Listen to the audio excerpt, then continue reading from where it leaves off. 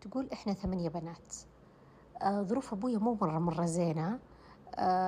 بس إنه يعني كانت تمشي الحال خلاص، وأخواتي تزوجوا ونفس الوضع تقريبا، يعني على نفس الظروف المادية.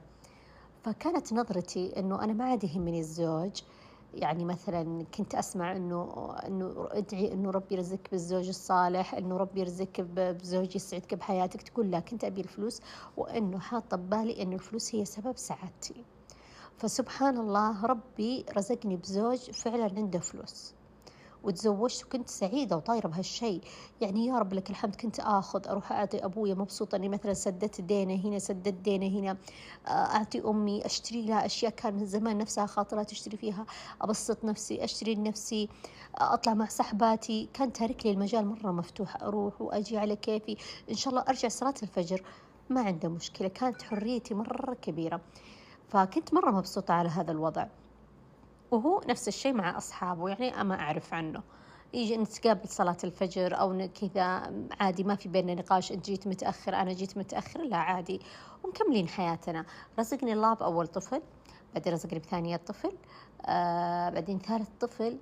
هنا بديت أستوعب أنه أنا ماني موجودة بحياة زوجي. يعني الضغوطات هنا صارت علي مرة قوية. أولادي صاروا كل شوي يبوا المستشفى.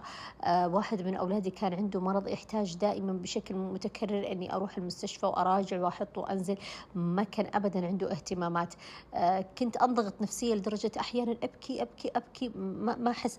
هنا عرفت قيمة لما يقولون أنه ادعي أنه في زوج يسعدك بحياتك، ادعي أنه في زوج، ربي يرزقك بزوج صالح. مع الوقت هنا بديت أناظر أركز فيه. اكتشفت إنه ما يصلي. اكتشفت إنه أصحابه كلهم يعني يحثون على الفساد. اكتشفت أشياء كثيرة كانت عيوني مسكرة عنها. ومن الأشياء اللي أنا اكتشفتها أنه كانوا يجتمعون في الشقق مع حريم من جنسيات مختلفة. كان عندهم جميع أنواع الممنوعات، من شراب، من أشياء يعني كثيرة متعددة.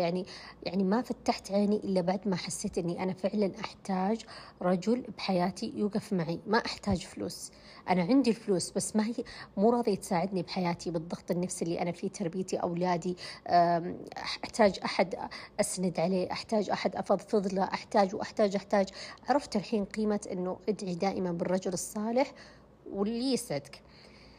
بعدها بكيت كثير وفضفضت لوحدة من صحباتي وقلت أنا اكتشفت زوجي كذا وكذا وكذا ومدري إيه وماني عارفة إيش أسوي وجلست أبكي. قالت انتبهي تواجهين زوجك، لا تواجهينه.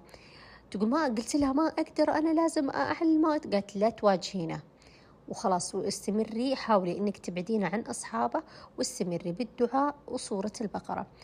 تقول كنا دائما هواش مع انه ليش تطلع. تقول طبعا هذا الشيء ما يعبرني، يعني ما يهتم. انه خلاص يتهاوش معي، يطلع عند اصحابه عادي، يجلس عندهم اسبوع ونص عادي. يعني انه ليش تحاسبيني انه انا اتاخر عند اصحابي.